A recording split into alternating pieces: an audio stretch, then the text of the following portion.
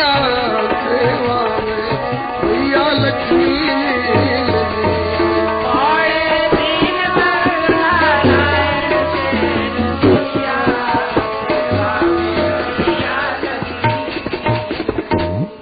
बोलिए श्री लक्ष्मी नारायण भगवान की जय।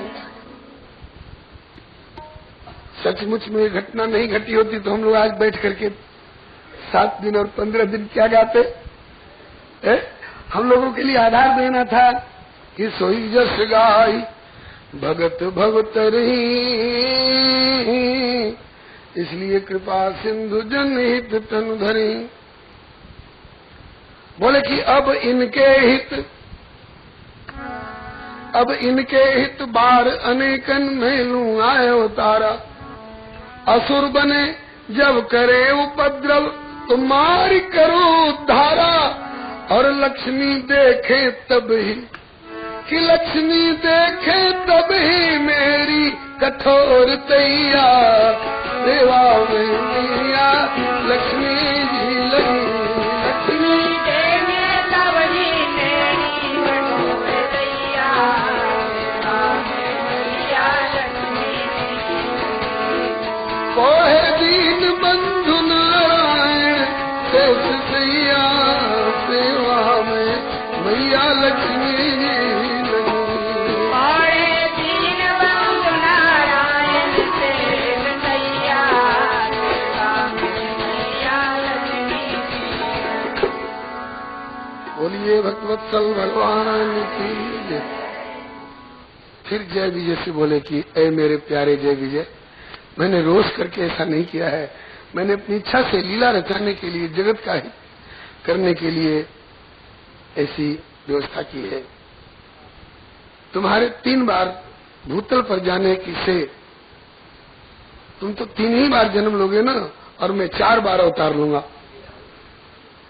तुम लोगों के लिए मुझे 4 बार अवतार लेना पड़ेगा।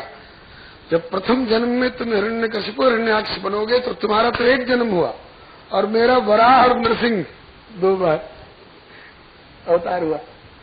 दूसरी बार जब तुम रावण कुंभकर्ण बनोगे तो मैं श्री राम रूप में अवतार लेकर के जगत का कल्याण करूंगा, तुम्हारा उद्धार करूंगा। और तीसरी बार जब तुम शिशुपाल और दंतभक्त बन करके जाओगे तो तुम्हारे लिए मैं श्री कृष्णचंद्र बन करके आऊंगा, और मेरी लीला के द्वारा बहुत लोगों को सुख मिलेगा, कल्याण होगा। पृथ्वी का भार भी उतारूंगा, जीवों का कल्याण भी करूंगा। इसलिए घबराओ नहीं। अभी तुमको ये घूंट जहर के समान लग रही होगी, कड़वी कड़वी, लेकिन ऐ मेरे प्रिय पार्षदों, इच्छा ऐसी मोरी, यद्यपि घूंट कटु गरल समूह, फिर भी पियहु अमीय जिम घोर। इसको अमृत की तरह पी लो। जब जय बोलो वृंदावन बिहारी लाल की।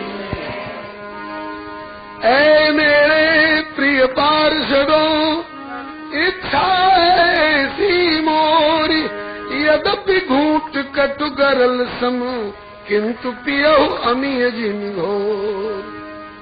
जब भगवत पार्षदों को, जय विजय को मालूम हुआ कि मेरे प्रभु की ऐसी इच्छा है और ये लीलाधर लीला की व्यवस्था लेकर के, अपना लीला वैभव लेकर के जगत रूपी मंच पर उपस्थित होना चाहते हैं, जगत के प्राणियों के कल्याणार्थ, बोले कि फिर तो कोई बात नहीं, सही कोई बात नहीं प्रभु, हम तो आपके सेवा के उपकरण हैं, चाहे जहाँ जिस तरह से उपयोग कर लीजिए।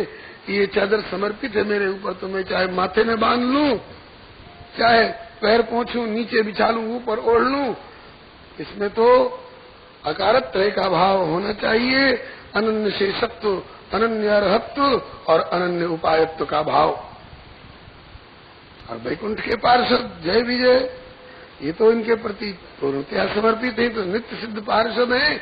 फिर भगवत पार्षदों ने अपना भाव व्यक्त किया, प्रभु आपकी इच्छा ऐसी है, आप इसी तरह की सेवा लेना चाहते हैं तो हम तो आपके चरणों में समर्पित, जिस तरह की सेवा ले लो। एक शरणागत समर्पित व्यक्ति का ऐसा ही भाव होना चाहिए प्रभु के प्रति। जो बनाओ सो बन जाएंगे, जहाँ भेजो वहीं जाएंगे। जो बनाओ सो बन जाएंगे, जहाँ भेजो वहीं जाएंगे। किस किसी देश में रहे, किसी भेष में रहे, किसी देश में रहे, किसी देश में रहे, पर तुम्हारे ही कहलाएंगे। जहाँ भेजो वहीं जाएंगे, पर तुम्हारे ही कहलाएंगे। जहाँ भेजो वहीं जाएंगे। मन से तुम्हारे रहेंगे, कुछ कहेंगे तो तुमसे कहेंगे। तन बचन से तुम्हारे रहेंगे, कुछ कहेंगे तो तुमसे कहेंगे। जो सहा वो खुशी से सहेंगे, प्रेम सरिता में तुम्हारे बहेंगे।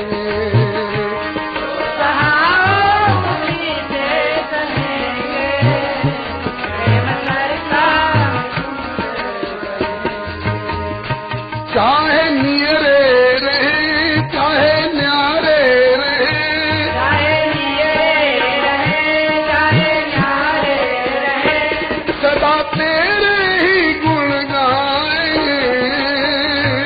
जहाँ भेजो वहीं जाएंगे, सदा तेरे ही गुण गाएंगे। चाहे जो मेरी डोरी प्रभु तेरे कर में, चाहे जंगल में रख लो या घर में। मेरी डोरी प्रभु तेरे कर में, चाहे जंगल में रख लो या घर में। हो ठिकाने पे अथवा डगर में, रखना बस नाथ अपनी नजर में। हो ठिकाने बाढ़ घर में, नाथ नाम तेरा सुमर तुमको ही याद कर, नाम तेरा तुम्हारे तुमको ही याद कर। मन को तुमसे ही बहलाएंगे। जहाँ भेजो वहीं जाएंगे, वो मन को तुमसे ही बहलाएंगे। आगे तो कोई अर्जी न कोई उलहना, तेरी रुचि में मगन होके रहना। कोई अर्जी न कोई उलहना, तेरी रुख में मगन होके रहना। तेरा निर्दिष्ट ही पंथ गहना, कुछ भी अपनी तरफ से न चहना। तेरा निर्दिष्ट ही पंथ गहना, कुछ भी अपनी तरफ से न चहना। लागे तुमको सही हम करेंगे वही, लागे तुमको सही हम करेंगे वही। जिससे मन को तेरे भाएंगे। जहाँ भेजो वहीं जाएंगे, जिससे मन को तेरे भाएंगे।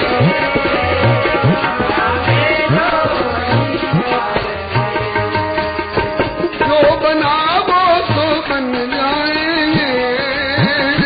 जहाँ भेजो वहीं जाएंगे।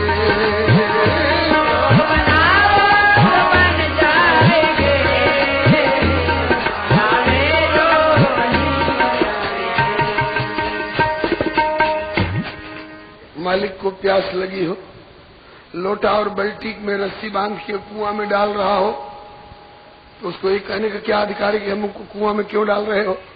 अरे भाई हमें प्यास लगी, हम तुमको कुआं में डाल रहे हैं, फिर निकालेंगे तुमसे, हम जल पिएंगे, हमारी प्यास बुझेगी, हमारी मौज। ठीक है प्रभु, धाम से बरधरा पर गिरा लो, या गिरे को हृदय से लगा लो। धाम से बरधरा पर गिरा लो,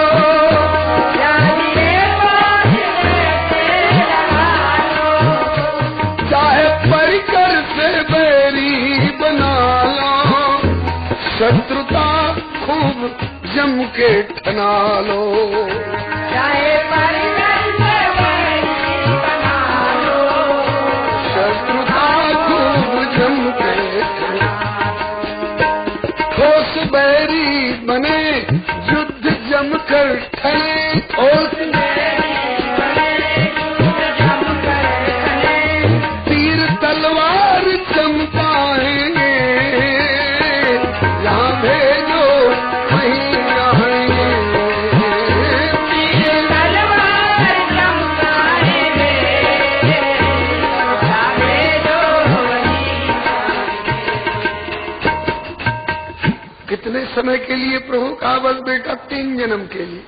अब कोई बात नहीं, कुछ दिनों तक रहेंगे धरा पे, और दिलों की पे मारेंगे छापे, कुछ दिनों तक रहेंगे धरा पर, और लोग इसे मारेंगे छापे, जग में प्रताप जब मेरा व्यापे, होंगे नारायण अवतीर्ण आपे, जग में प्रताप जब मेरा व्यापे, होंगे नारायण, प्रभु के चरणों में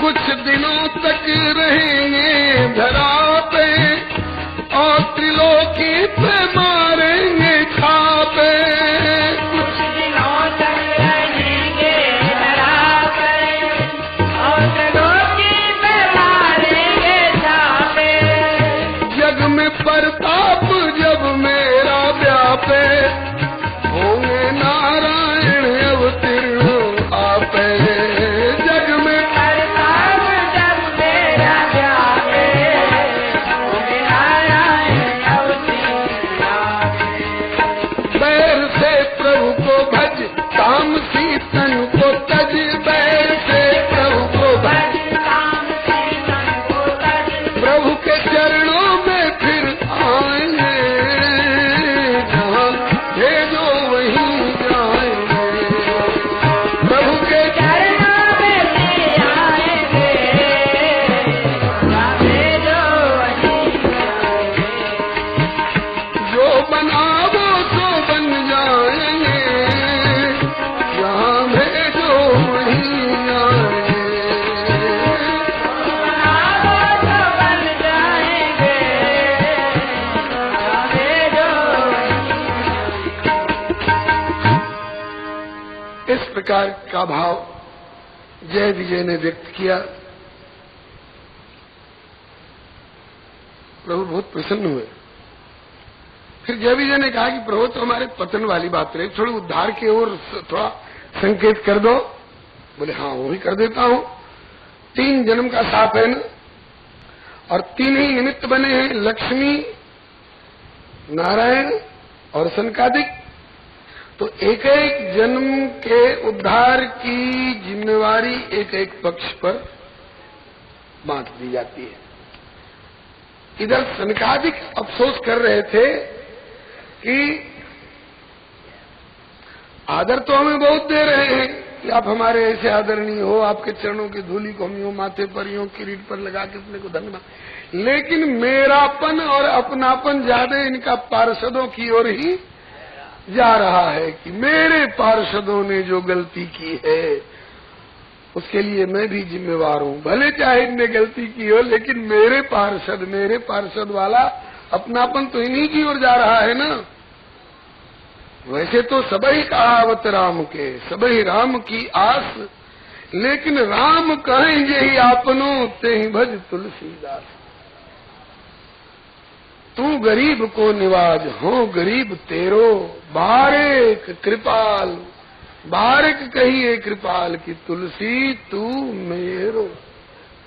भले अपराधी इनको साबित कर रहे हैं, लेकिन मेरेपन की झड़ी तो उन्हीं के लिए लग रही है। क्या हम चारों भाई सनकादिकों का भी ऐसा सौभाग्य कभी होगा कि ये हमें भी मेरे कह करके और अपनी ममता दिखावें?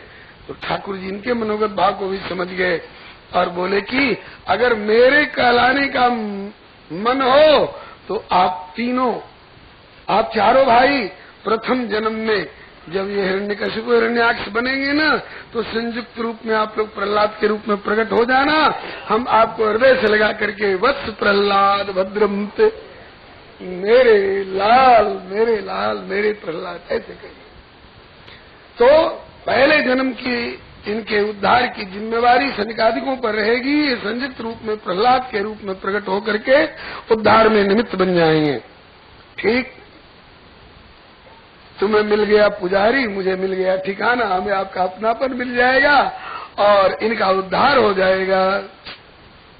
दूसरे जन्म में बोले, दूसरे जन्म में जब तुम रावण और कुंभकर्ण बनोगे तो कठोरता देखने की इच्छा रखने वाली लक्ष्मी जी को निमित्त बनना पड़ेगा। उस समय ये सीता रूप में प्रकट होकर के और तुम्हारे उद्धार में निमित्त बन जाएंगी। बोले ठीक। तीसरे जन्म, ठाकुर बोले कि तीसरा जन्म तो मेरे बट में रह ही गया। जब तुम शिषपाल दंतवक्त्र बनोगे तो मैं अपने को निमित्त बनाकर तुम्हारा उद्धार करूंगा। और लीलाक्रम में देखने पर विचार आता है कि एक बार मौका आया था, उद्धार उस समय भी हो सकता था शिषपाल का। कब? जब रुक्मिणी हरण के प्रसंग में शिषपाल दूल्हा बन करके गया था और उस समय भी युद्ध हुआ था। तो अगर उस समय मार देते प्रभु शिषपाल को तो श्री जी निमित्त बन जाती।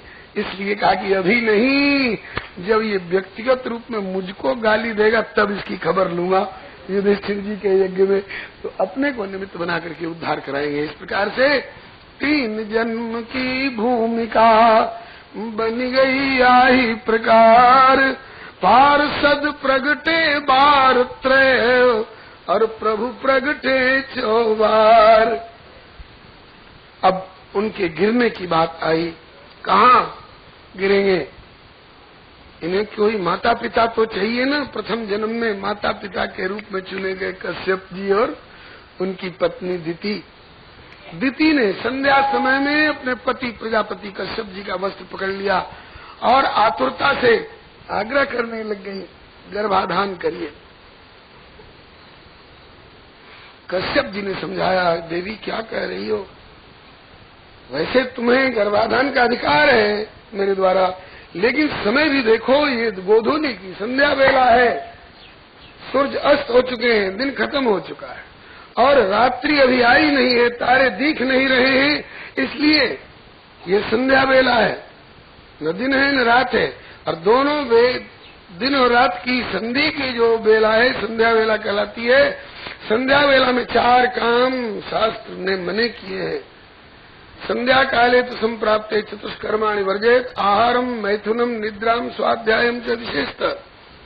संध्या समय में भोजन नहीं करना चाहिए। संध्या समय में पति पत्नी के संयोग से दाम्पत्य जीवन में गर्भाधान नहीं होना चाहिए। संध्या समय में नींद से सोना नहीं चाहिए और संध्या समय में अध्ययन अध्यापन का स्वाध्याय का काम नहीं होना चाहिए। वही कहेगा हम सब नहीं मानते, हम तो करेंगे। तो करोगे तो नुकसान पाओगे। क्या नुकसान होगा? बोले कि आहारे जायते व्याधि। उस समय भोजन करोगे तो उस भोजन से रस और ताकत नहीं बल्कि रोग पैदा होंगे। गर्भ दृष्टि मैथुने, उस समय अगर दाम्पत्य जीवन में पति पत्नी के पारस्परिक समागम से यदि गर्भाधान हुआ तो उस गर्भाधान से राक्षस पैदा होंगे। माता पिता को सताने वाले, मोहल्ले और बस्ती को सताने वाले और सारे संसार को सताने वाले राक्षस पैदा होंगे। आजकल जो राक्षस सता रहे हैं ना लोगों को, जरूर उनके माता पिता ने सायंकाल में गर्भाधान किया कराया होगा। गर्भ दुष्टिश्च मैथुने, गर्भ दूषित होता है मैथुन से संध्या के। और निद्रायाम रीते लक्ष्मी, सायंकाल अगर कोई सोने का अभ्यास कर ले तो घर की आई हुई लक्ष्मी रूठ कर चली जाएंगी। वो परिवार दरिद्र हो करके रहेगा। जिस परिवार के लोग सायंकाल में सोते हैं वह परिवार अवश्य दरिद्र होकर के रहेगा। और स्वाध्याय 2 तरह का पाठ है, कहीं मूर्खो भवेत, बुद्धि पर पर्दा पड़ेगा, और कहीं कहीं अगर ज्यादा जोरदार अटैक हो गया तो स्वाध्याय मरणम ध्रुवम तक का पाठ है, अर्थात ब्रेन हेमरेज होगा, वो मरेगा।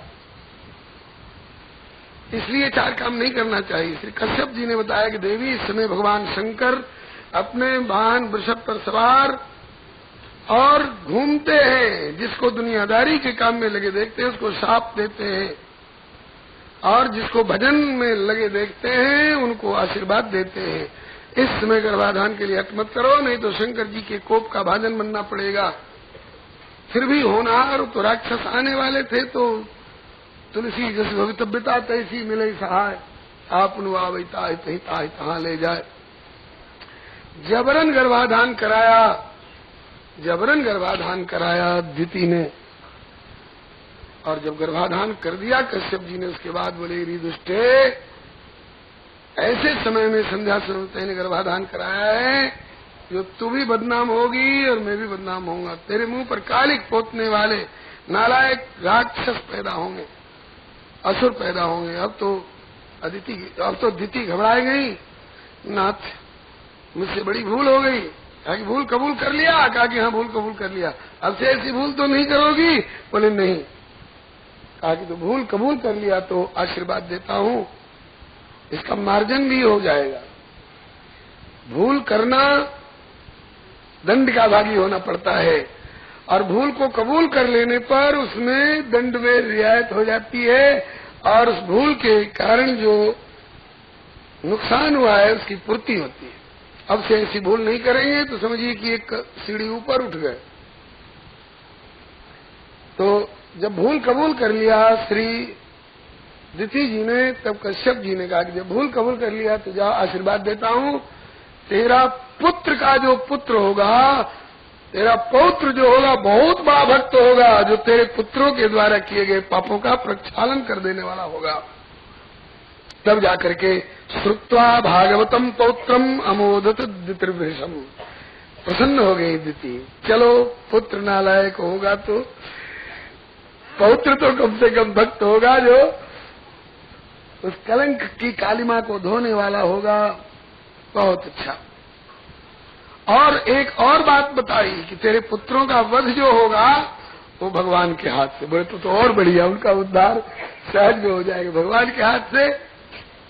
पुत्रोश्च वधम कृष्णाद विदित्वासीन महामना। इसके बाद उसी गर्भ में वे ही दोनों जय और विजय आकर के हिरण्यकशिपु हिरण्याक्ष के रूप में समय पर पैदा हुए। और यह हिरण्याक्ष जन्म से ही बड़ा भारी उपद्रवी, बड़ा पराक्रमी, क्योंकि भगवान के पार्षद है ना, तो भगवान के पार्षद में तो भगवान के ही समान पराक्रम। तो इसलिए वो अगर पूरी पृथ्वी को वृक्षावली और पर्वतमाला समेत ले जाकर के और छिपा दिया, रसातल में अवरुद्ध कर दिया, तो इसमें कौन आश्चर्य की बात है। हाँ महाराज, अब बात समझ में आ गई। उसके बाद क्या हुआ? बोले कि जब हिरण्याक्ष ने पृथ्वी को ले जाकर रसातल में अवरुद्ध कर दिया और मनु जी ने ब्रह्मा जी से प्रार्थना की, ब्रह्मा जी ने भगवान से विनती की, भगवान ने वराह रूप में अवतार लिया और पृथ्वी का उद्धार करने के लिए निश्चय किया। तब तक हिरण्याक्ष खोजता फिरता था, मुझसे लड़ने वाला कोई वीर मिले, कोई नहीं मिला। नारद जी दिखाई पड़ गए, नारद जी को ललकारा, नारद ये वीणा लिए क्यों फिर रहे हो? कहा कि गुणगान करता हूं। बोले किसका गुणगान करते हो? अगर कहते कि भगवान का गुणगान करता हूं तो तुझे झट चला देता गदा। नारद जी जुक्ति से काम कर गए। उसने पूछा किसका गुणगान करते हो? नारद जी ने भगवान का ध्यान करते हुए कहा कि आपका गुणगान करते हैं। बोलो भगवान। आपका मतलब था नारद बाबा का भगवान से। सांच बरोबर तप नहीं, झूठ बरोबर पाप, जाके हृदय सांच है ताके हृदय आप मने भगवान। नारद जी ने तो आप कहा भगवान के लिए, और उसने समझ लिया कि हमसे कह रहे हैं कि हम आपका गुणगान करते हैं। ठीक है, क्या करो, बहुत अच्छा। अच्छा, मुझसे लड़ सकते हो? मेरे हाथ में खुजली चल रही है, कोई लड़ने वाला नहीं मिल रहा, आओ मुझसे लड़ो। नारद जी बोले लड़ना बिल्कुल नहीं जानता। बोले क्या जानते हो? कहा कि लड़ाना बहुत बढ़िया जानता हूँ। बोलो श्री नारद बाबा की। लड़ना बिल्कुल नहीं जानता, लड़ाना बहुत बढ़िया जानता हूँ। कहा कि अच्छा लड़ नहीं सको तो लड़ा दो किसी से, कोई लड़ने वाला ही बता दो। कहा कि लड़ने वाला तो ऐसा बता दूं कि तेरा दिमाग ठंडा कर दे, दिमाग ही नहीं ठंडा कर दे, तुम ही को ठंडा कर दे हमेशा के लिए। ऐसा लड़ने वाला बता दूं? बोले बताओ कौन है मुझसे लड़ने वाला? कहा कि तुमसे लड़ने वाले भगवान विष्णु। कहा कि विष्णु की क्या मजाल जो मुझसे टक्कर ले सके? विष्णु विष्णु विष्णु कहाँ है विष्णु? नारद जी ने जैसे आग में घी डाल दिया। बोले विष्णु, अभी अभी हमने देखा था थोड़ी देर पहले आपकी पृथ्वी को लेकर कहीं जा रहे थे, मेरी पृथ्वी को विष्णु लेके जा रहा है। अभी देखता हूँ तो गदा उठाई और समुद्र पर पीटने लगा। जले विष्णु स्थले विष्णु, विष्णु पर्वत मस्तके ज्वालमाला कुले विष्णु, सर्वम विष्णुमयम जगत। तो समुद्र के ऊपर अपनी गदा पीटने लगा। इतने में तो भगवान अपने दंताग्र पर पृथ्वी को धारण किए हुए और निकले समुद्र से। हिरण्याक्ष बोला, क्यों रे पृथ्वी को लेकर भागने वाला चोर, तू ही विष्णु है। अब तक मेरे दिल दिमाग में तो तेरे किसी और रूप की कल्पना थी, लेकिन तू तो जंगली जानवर मालूम होता है, तू तो जंगली जानवर मालूम होता है। ठाकुर जी बोले, ठीक कहते हो, सत्यम वयम भुवन गोचरा मृगा, किंतु युष्मद विधान मृगे ग्राम सिंहान। तुम्हारे कथन के अनुसार सचमुच में मैं जंगली ही मान लिया जाऊं, जंगली ही हूं, लेकिन तुम्हारे जैसे युष्मद विधान मृगे ग्राम सिंहान, तुम्हारे जैसे ग्राम सिंहों को खोजता फिरता हूं। ग्राम सिंह मैंने कुत्ता, हाँ, तुम्हारे सरीखे कुत्तों को खोजता फिरता हूं। जैसे रामावतार में जो खर, दूषण और त्रिशरा ने कहा कि अपनी पत्नी को हमें सौंप दो और जीवत भवन जाओ दो भाई, तो श्री राम जी ने क्या कहा? बोले, हम छत्री मृगया बन कर और तुमसे खल मृग खोजत फिर। ऐसे बोले युष्मद विधान मृगे ग्राम सिंहान, तुम्हारे जैसे ग्राम सिंहों को, कुत्तों को खोजते फिरते। तो दोनों एक दूसरे से भिड़ गए। प्रभु ने पृथ्वी को कहा कि जल पर मेरे संकल्प से टिकी रहो, और इसके बाद दोनों में खूब युद्ध हुआ घनघोर। उस युद्ध के सिलसिले में महाराज बड़ी बड़ी माया भी दिखाई उस असुर ने, लेकिन मायापति की माया के आगे किसी की माया क्या काम देगी। काफी देर तक युद्ध हुआ। सोचा प्रभु ने कि इसको भी अपनी मुराद पूरी कर लेने दो, अपने हाथ की खुजली मिटा लेने दो। इतने में ब्रह्मा जी आए, आकाश में खड़े होकर के बोले कि प्रभु खेल मत करो इसके साथ में। अधुनैषो भजन नामो योगो मुहूर्ति को यगात शिवाय नस्तुम सुरदामास निस्तर दुस्तरम। इस समय अभिजित नाम की मुहूर्त है, जल्दी मारो, ये मरेगा नहीं। कहीं ऐसा घोरतमा संध्या लोक छम्बट करी प्रभु उपसर्ग सर्वात्मन सुराणाम जय महाभाग। अगर कहीं संध्या वेला आ गई तो ये जल्दी मरेगा नहीं प्रभु, क्योंकि संध्या में रात्रि में असुरों का बल काफी वर्धन को प्राप्त होता है। इसलिए इस समय बढ़िया मुहूर्त है, जल्दी मार डालो इसको प्रभु। तो प्रभु ने मन ही मन, आज ये लगन मुहूर्त बताना बहुत आसान है। आप पोथी पत्रा बता रहे हो कि बढ़िया मुहूर्त है, आओ दो हाथ लो तब पता चलेगा कि कैसी मुहूर्त है। लेकिन दृष्टि से इशारा करके आश्वासन दे दिया, घबराओ नहीं, अभी देखता हूँ बस। इधर भगवान ने क्या किया कि अपनी कौमोद की गदा खींच करके चलाई, तो वो गदा हिरण्याक्ष के शरीर से टकराकर एक बार नीचे गिर पड़ी। देवता लोग घबरा गए, हाय करने लगे, प्रभु की गदा अमोघ, कभी व्यर्थ नहीं जाने वाली, आज उसके शरीर से टकरा के नीचे क्यों गिर पड़ी, ये व्यर्थ कैसे हो गई? ये प्रभु के संकल्प से हुआ है। प्रभु का संकल्प ऐसा क्यों? इसलिए कि अपनी कठोरता दिखानी थी न लक्ष्मी जी को। इसीलिए प्रभु ने दिखाया कि देखो लक्ष्मी, वज्र से भी अधिक कठोर मेरी गदा है, और मेरी गदा भी जिससे टकरा कर नीचे गिर पड़ी वो हिरण्याक्ष कितना कठोर है, मेरी गदा से भी ज्यादा कठोर है। और ऐसे कठोर हिरण्याक्ष को मैं तीर से नहीं, तलवार से नहीं, चक्र से नहीं, गदा से नहीं, तमाचे से मारूंगा, ताकि तुझको मेरी कठोरता का अंदाज मिल जाए। नहीं तो गदा, तीर, तलवार से और चक्र से मारूंगा तो पट कह दोगी कि कठोरता साबित हुई, लेकिन आपकी नहीं, आपके चक्र की। आपके तीर की, आपकी तलवार की, इसलिए तीर तलवार चक्र गदा किसी का सहारा नहीं लूंगा। अभी तो गदा का प्रयोग किया है उसकी कठोरता दिखाने के लिए। वज्र से कठोर मेरी गदा और मेरी गदा से कठोर उसका शरीर, और उसको देखो कैसे मारता हूं। इधर प्रभु की गदा नीचे पड़ी है। हिरण्याक्ष कहता है कि देख लिया, अरे विष्णु मेरा बाल बांका नहीं कर सकता है तू, तेरी गदा नीचे पड़ी हुई, अभी मैं चाहूं तो तुझे मार डालूं, लेकिन अभी नहीं मारूंगा। लज्जित मत हो, उठा ले अपनी गदा उठा ले, अभी नहीं मारूंगा, क्योंकि मैं धर्म युद्ध का नियम जानता हूं। हाँ, शत्रु निहत्था हो तो उस पर चोट नहीं करनी चाहिए, उठा ले अपनी गदा, फिर तेरी खबर लूंगा। तो भगवान ने चरण अंगूठे सपदी उछाली और प्रभु ने अपनी गदा उठा ली। इधर हिरण्याक्ष घोर चिल्लार करता हुआ प्रभु के पास गया और ये चाहे कि प्रभु पर प्रहार करूं।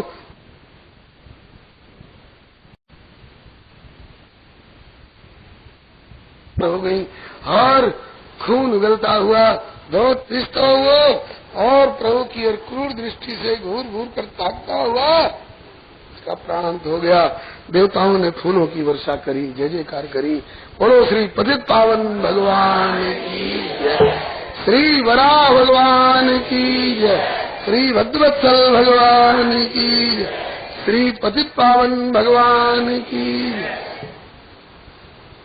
देवताओं ने, ऋषियों ने प्रभु की स्तुति की, फूलों की वर्षा करी, जय जयकार करी।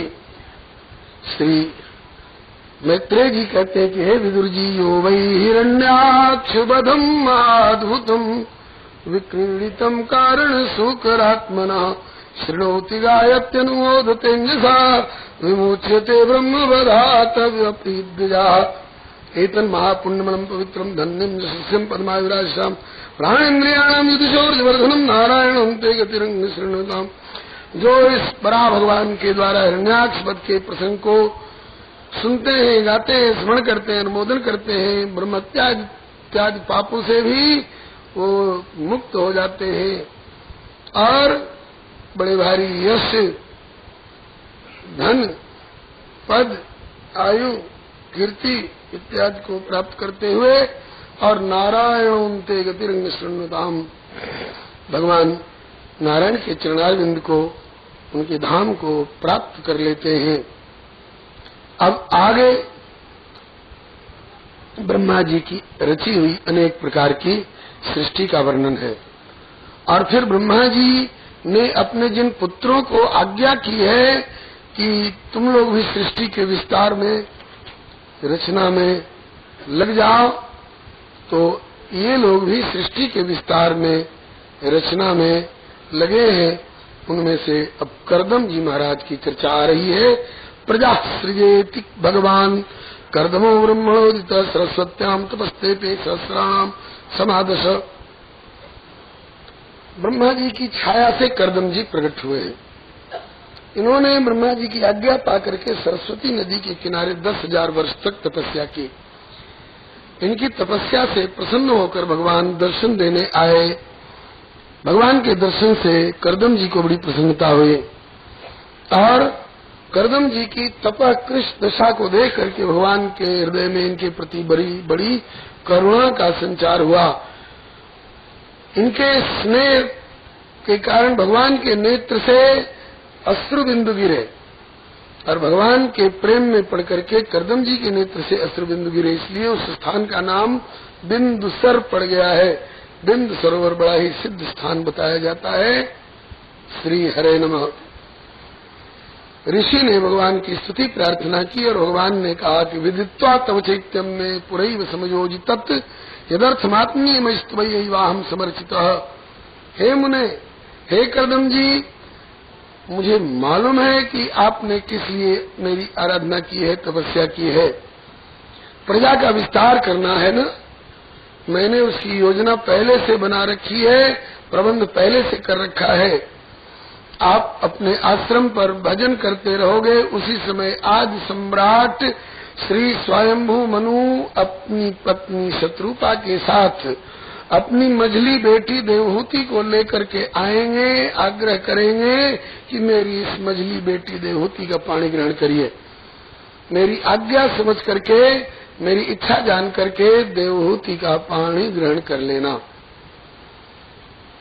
उनके द्वारा जो संतानें होंगी उनसे सृष्टि का बहुत अधिक विस्तार होगा और मैं स्वयं भी आपके यहाँ पुत्र बन करके आऊंगा और तत्व संहिता का प्रणयन करूंगा।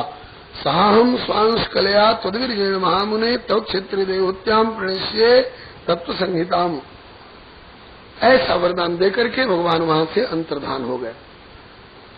भगवान के चले जाने के बाद श्री करदम जी अपने आश्रम पर भजन कर रहे थे।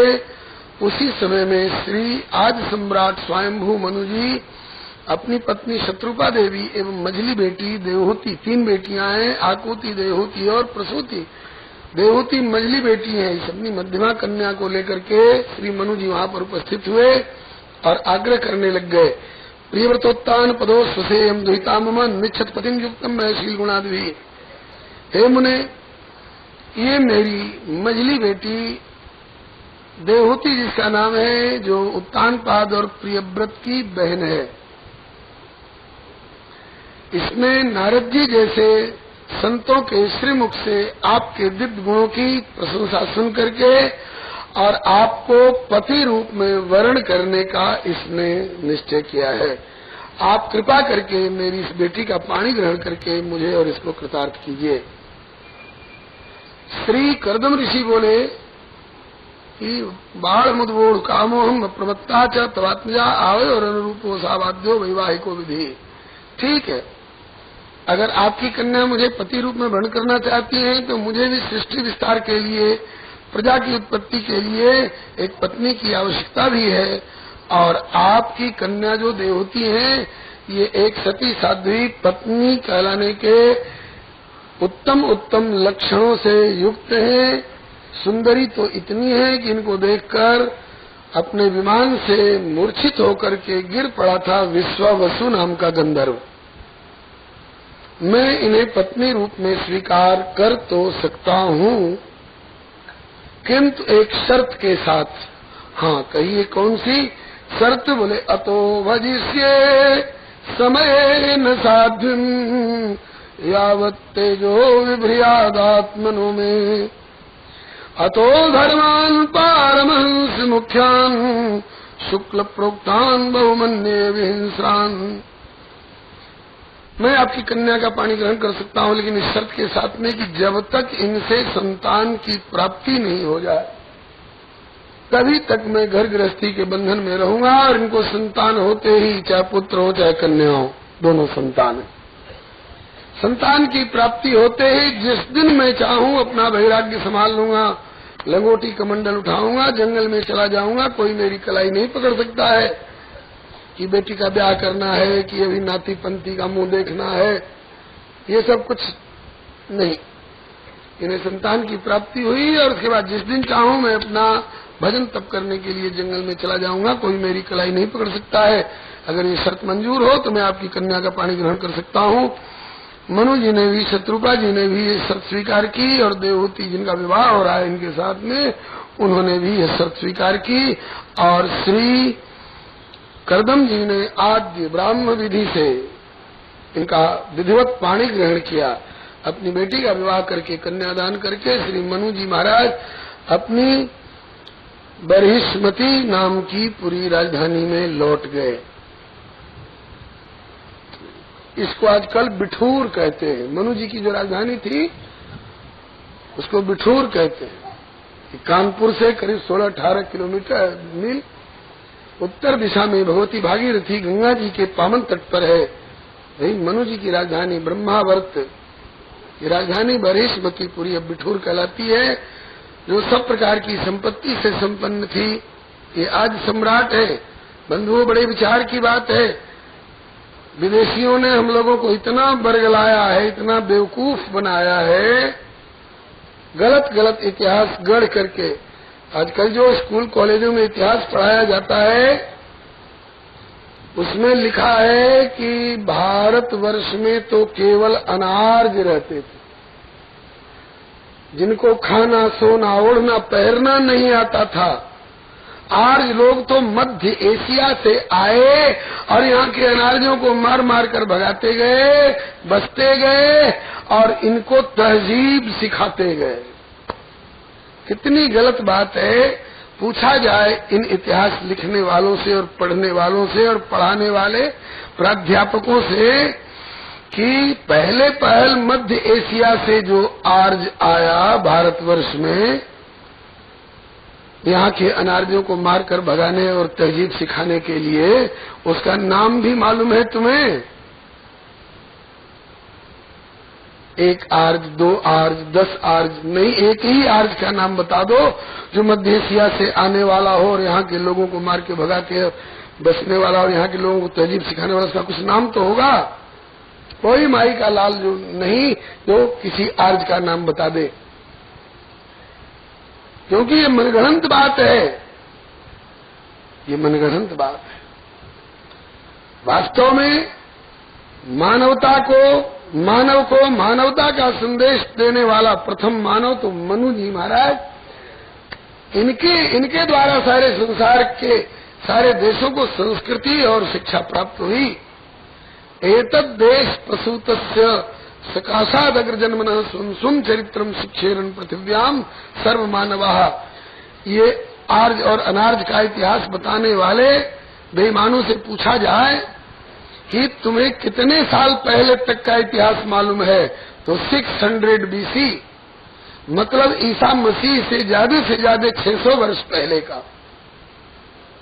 ईसा मसीह से 600 वर्ष पहले तक का, इससे ज्यादा का इतिहास इनको पता ही नहीं है। और हमारा इतिहास ये श्रीमद् भागवत और महाभारत काल के 5000 वर्ष से ज्यादा हुए।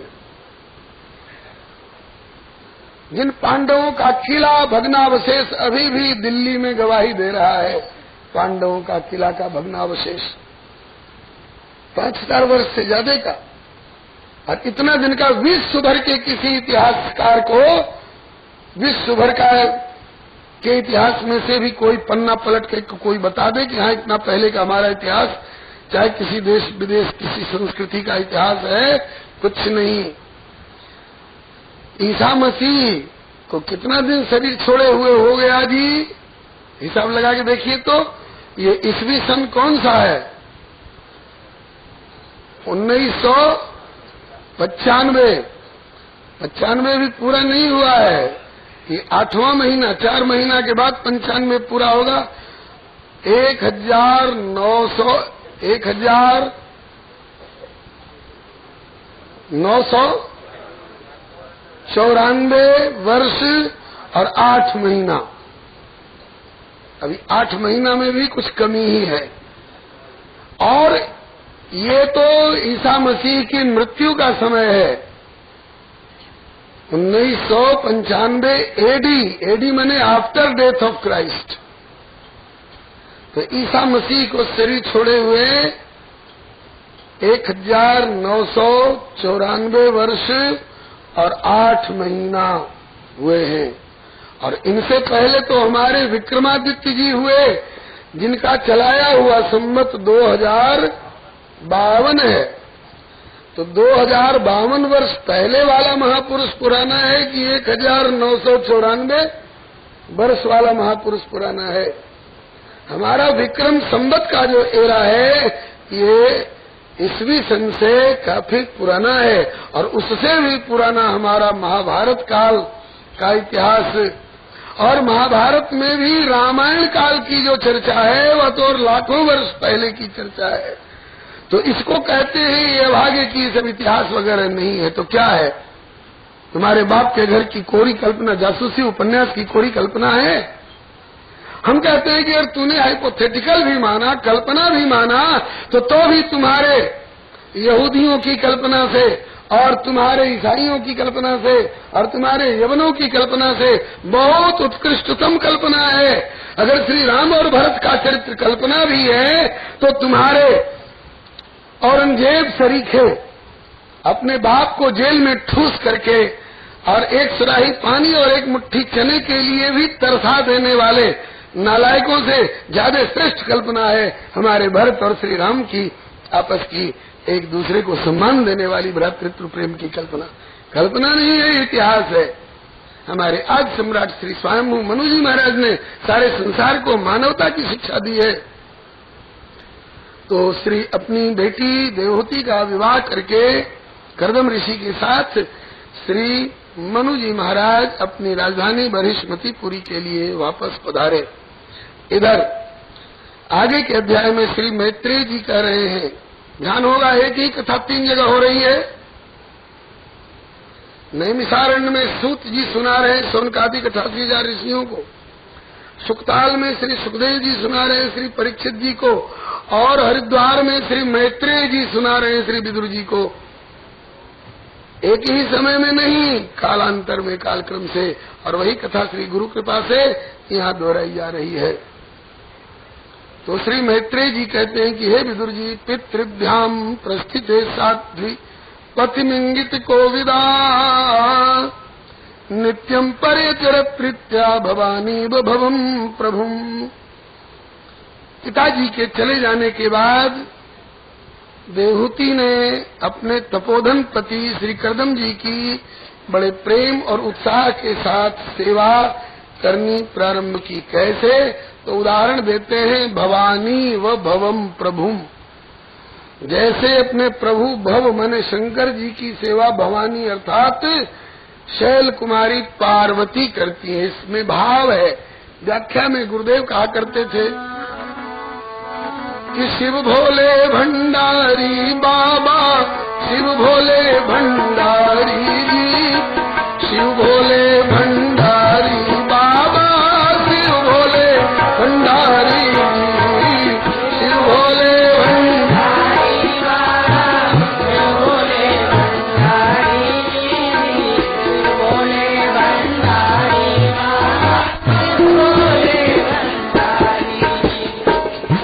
भोले भंडारी हैं। धन धन भोलेनाथ आपके कौड़ी नहीं खजाने में, 3 लोक बस्ती में बसाए दिए आप बसे वीराने में। धन धन कौड़ी नहीं खजाने में, 3 लोक बस्ती में बसाए दिए आप। नाम आपके हैं अनेक पर सब में उत्तम है नंगा, आपके हैं अनेक पर सब में उत्तम है नंगा। नंगा माने दिगंबर। इसी में शोभा पाई है जो राज रही सिर पे गंगा,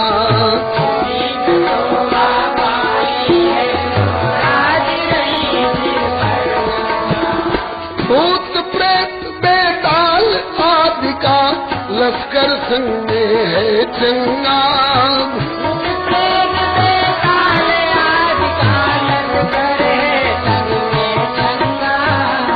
3 लोक के दाता होकर आप बने क्यों भिख मंगा, 3 लोक के दाता होकर आप बने क्यों भिख मंगा। क्या मिलता है अवढर तुमको घर घर अलख जगाने में, 3 लोक बस्ती में बसा दिए आप बसे वीराने में। क्या मिलता है अवढर तुमको घर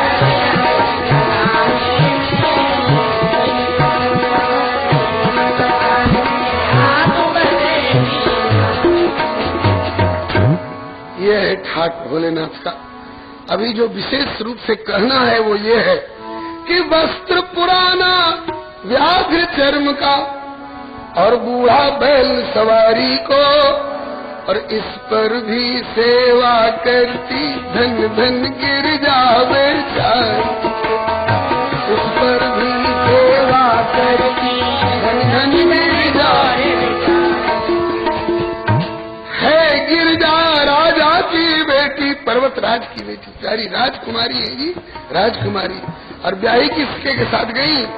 बोले कि है गिरजा राजा की बेटी, लेकिन ब्याही गई भिखारी को, है गिरजा राजा की बेटी जाई गई भिखारी को, ना जाने क्या देखा था हे नाथ तेरी सरदारी को, ना जाने क्या देखा था हे नाथ तेरी सरदारी को। इसका उत्तर शिव जी तो कंजूस नहीं जो भर भर धरे खजाने में, 3 लोक बस्ती बता दिए आप दीवाने में। शिव जी तो कंजूस नहीं जो भर भर धरे खजाने में, 3 लोक बस्ती बता दिए आप बसे दीवाने में। मिल करके बोलना अच्छा रहता है। तो तात्पर्य ये है कि जैसे भवानी पार्वती पर्वतराज की राजकुमारी हैं और ब्याही गई हैं किनसे, अब सुख सोवत सोच नहीं भीख मांगी भव खा। इस पर किसी ने व्यंग्य विनोद किया है, चुटकी ली है, काहे न मांगत भीख फिर। एक मुख आहार जुटाना हो तो गुजारा कर ले जैसे तैसे, काहे न मांगत भीख फिरे घर में नहीं कहूँ अन्य ढेला, जो मुख एक तो पूरी परे मुख ही मुख को घर माही झमेला। शीश चढ़े सहसानन है, शेष जी को 1000 मुख जुटाइए आहार। शीश चढ़े सहसानन है और गोद गजानन, गजानन को तो एक ही मुख है लेकिन पेट बहुत बड़ा है, लंबोदरस्य विकटा, और वो भी दाल भात से काम नहीं चलेगा, मोदक प्रिय मुद मंगल दात। शीश चढ़े सहसानन है और गोद गजानन, बैल तवेला चतुरानन बाप, पंचानन आप और खड़ानन पुत्र और दशानन चेला। बोलो श्री शंकर भगवान की।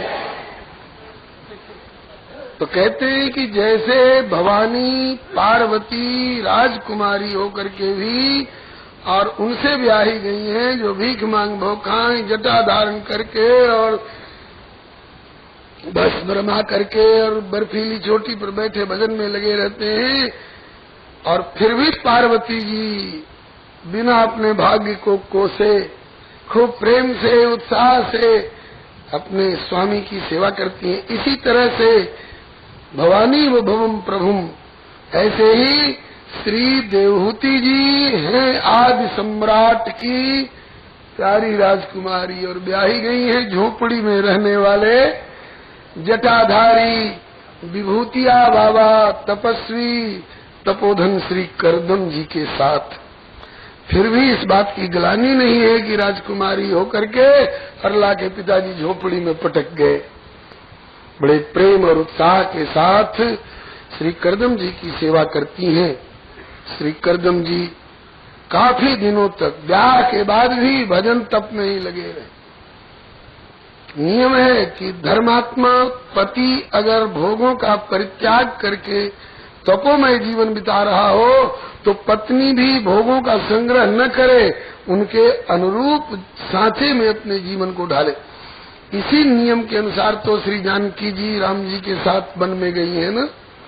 वनवास राम जी का हुआ था ना कि जानकी जी का? केवल राम जी का हुआ है, लेकिन जानकी जी क्यों नहीं? प्रभु तो बार बार कह रहे हैं कि तुम बन के योग्य नहीं हो सीते, तुम सुकुमारी हो, घर में रहो। श्री किशोरी जी ने यही प्रश्न किया है कि मैं सुकुमारी तो नाथ बन जोगू, मैं सुकुमारी हूँ तो आप क्या बन के योग्य हैं?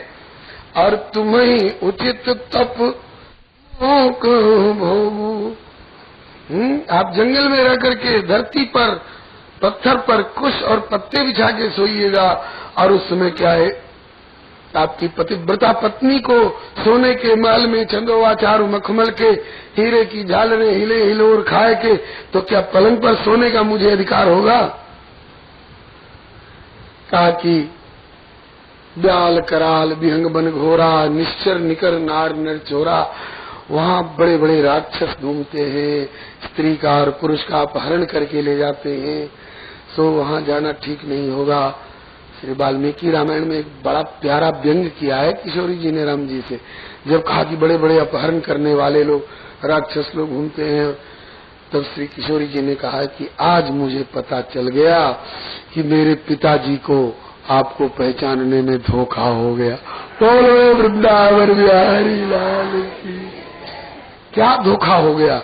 बोले उन्होंने आपको मर्द जान करके आपके हाथ में मेरा हाथ सौंपा था, और आज आप ब्याल कराल व्यंग बन घोड़ा निश्चर निकर नार नर छोड़ा की चर्चा करके मुझे भय दिखा रहे हैं। इसका मतलब कि हमसे पहले आपका कलेजा कांप रहा होगा। अगर ये बात हमारे पिताजी को मालूम होता तो आपके हाथ में मेरा हाथ नहीं देते, आपके हाथ में चूड़ी और कंगन पहरा के और घूंघट मरवा करके और कोहबर में बंद कर देते। बोलो वृंदावन बिहारी राम जी हंस गए और बोले कि नहीं नहीं, मैं अपने डर के मारे नहीं कर रहा, आपकी सुकुमारता को देख के कहा कि अगर आप मैं सुकुमारी हूँ तो आप भी कम सुकुमार नहीं हो। फुलवारी में हमने देखा था जहाँ शीतल मंद सुगंध त्रिविध समीर चल रही थी, और वहाँ केवल एक दोना फूल तोड़ने में और आपको भाल तिलक के साथ साथ श्रम बिंदु पसीना आ रहा था। तो आप कोई कम सुकुमार है नाथ? जब सुख के दिनों में आपका साथ दिया है सोने के महल में, तो जंगल के उस पाथरी शिला पर भी मैं आपको अकेले नहीं सोने दूंगी, जंगल में अकेले नहीं जाने दूंगी। पतिव्रता का धर्म नहीं है कि पति को विपत्ति में ढकेल करके छोड़ करके और अपने राजमहल में सुख भोग करे। ये नियम है कि धर्मात्मा पति के अनुरूप सांचे में अपने को ढाल करके और उनकी सेवा करे।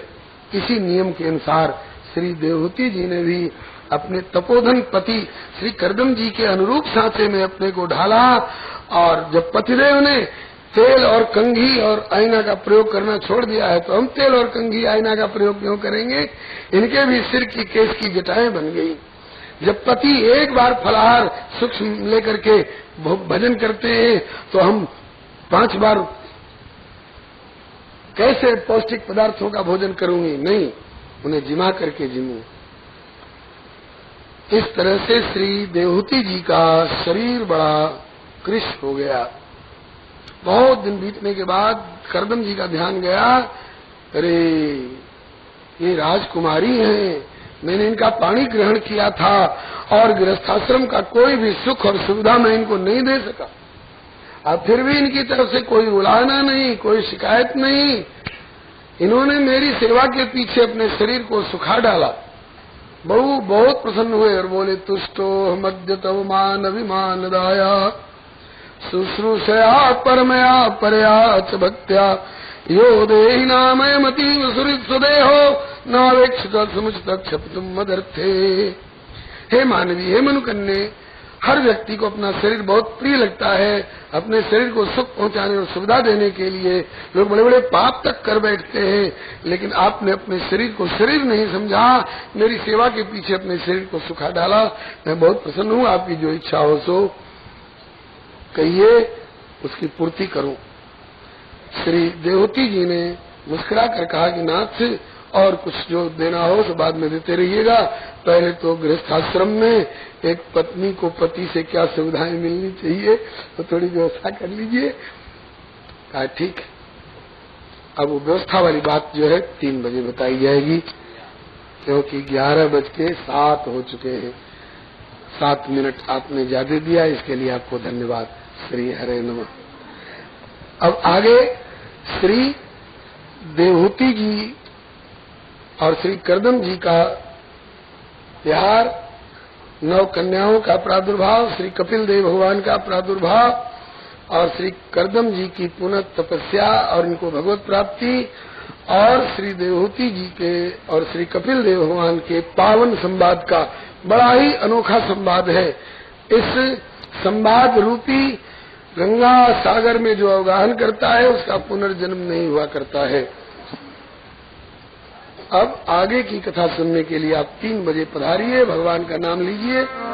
श्री कृष्ण गोविंद हरे नाथ नारायण वासुदेव।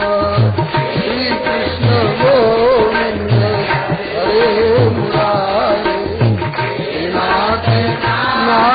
नारायण वासुदेव, हे नाथ नारायण वासुदेव, हे नाथ नारायण वासुदेव, हे नाथ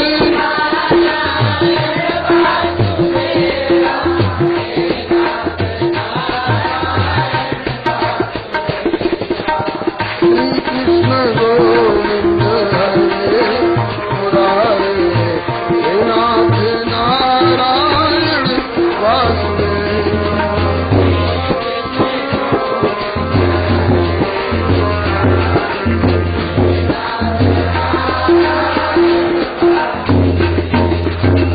श्री राधा गोविंद भगवान की जय, श्री राधा वल्लभ लाल की जय, श्री रुक्मिणी वल्लभ लाल की जय, श्री जानकी वल्लभ लाल की जय, श्री कमला वल्लभ लाल की जय, श्री गिरिजा वल्लभ लाल की जय, श्री हनुमंत लाल की जय, सपरिकर श्रीमद् भागवत महापुराण की जय, श्री वेदव्यास भगवान की जय, श्री सुखदेव जी महाराज की जय, श्री परीक्षित जी महाराज की जय, श्री सूत जी सोनकादिक जी महाराज की जय, श्री मैत्रेय जी श्री विदुर जी महाराज की जय, अपने अपने श्री गुरु गोविंद की जय, श्री सर्वसंत वैष्णव भगवान की जय। जय जय श्री राधे, जय जय श्री राधे, जय जय